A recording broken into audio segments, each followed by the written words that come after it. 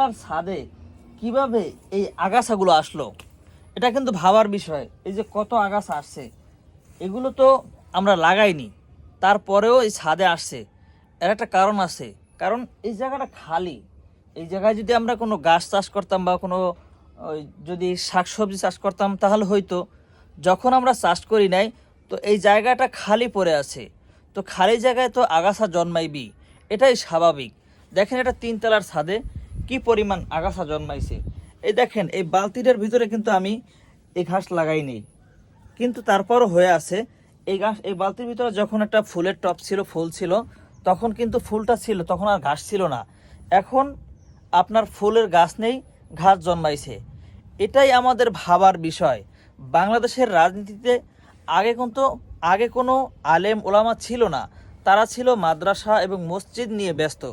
তারা চিন্তা করত যে আমি হাফেজ হয়ে, মাওলানা হয়ে আমি মাদ্রাসা মসজিদ চাকরি করব, আমাদের কেন রাজনীতি করা দরকার। তো সেই জায়গা থেকে এখন মানুষ অনেক সচেতন হয়েছে, হুজুরেরা অনেক সচেতন হয়েছে। এই কারণে দেখতেছেন আপনারা, এখন বাংলাদেশের রাজনীতিতে হুজুরেরা অন্যতম একটি পদক্ষেপ নিয়েছে, বা তারা এখন ভালো জায়গায় আছে। তো আমি বলবো, আগে তো এই উচ্চ স্থানগুলোতে কোনো ভালো মানুষ ছিল না, সেই কারণে চামচা এবং অশিক্ষিত মূর্খ যারা সবসময় চাঁদাবাজির ভিতরে লিপ্ত থাকে, তারা এই জায়গাগুলো দখল করে নিয়েছিল। এখন আমি মনে করি ভালো মানুষদের সুযোগ দেওয়া দরকার। আর যারা ভালো মানুষ আছেন, তারা আপনাদের এই জায়গাগুলো দখল করা দরকার। কারণ আপনারা যদি এই জায়গা দখল না করেন, তাহলে একসময় দেখবেন আবার আগাছা জন্মাইবে, আওয়ামী লীগের মতন ফেসিস্ট আবার দেশে কায়েম হবে। তো আমি বলবো সবাইকে, যারা ভালো মানুষ আছেন, তারা ভালো একটি সংগঠনের সাথে জড়িত হয়ে রাজনীতিতে আসুন, রাজনীতি করুন। রাজনীতি কিন্তু খারাপ জিনিস নয়।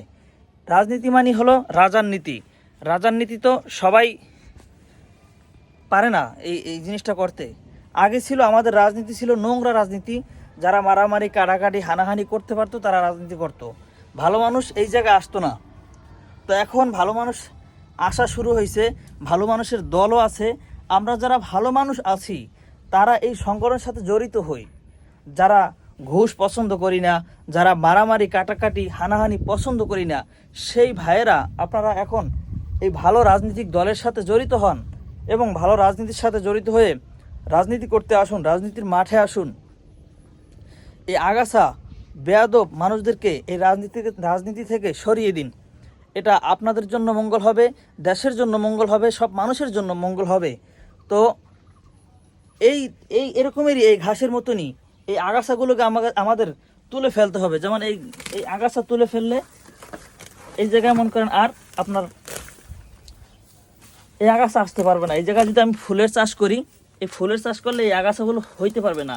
তেমনই আপনি যদি বাংলাদেশের রাজনীতিতে এসে ভালো কিছু দেখাইতে পারেন বাংলাদেশের মানুষদের, দেখবেন এই জায়গাগুলো আর কেউ দখল করতে পারবে না। তো আশা করি সকলেই এই রাজনীতির সাথে জড়িত হবেন। যারা ভালো মানুষ আছেন, তারা অবশ্যই রাজনীতির